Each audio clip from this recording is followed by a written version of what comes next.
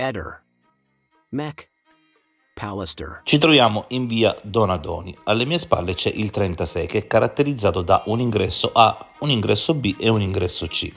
Sebastiano aveva l'egregio studio al 36A. Ci siamo sempre chiesti dove posteggia quella mattina Sebastiano, però dobbiamo valutare questo cancello che c'è proprio alla mia destra, perché alcune stanze del 36, non sappiamo naturalmente se è quella di Sebastiano, hanno la finestra che dà proprio su questo cortile. Sarebbe quindi interessante sapere se Sebastiano aveva modo di entrare in questo cancello o se aveva le chiavi. A proposito dell'egregio studio di via Donadoni che Visintin descrive come fosse la grotta del gigante, e che si addentra nella crosta terrestre, vogliamo dire definitivamente a Nozzi che l'egregio studio si trova al piano strada e che quella che Visintin descrive come la stanza più profonda quasi fosse una grotta nella grotta è solo la stanza che si affaccia sul cortile interno. Quindi egregio Nozzi, l'egregio studio laboratorio non ha 3 hall ma 3 mini stanze e 3 affacci al piano terra.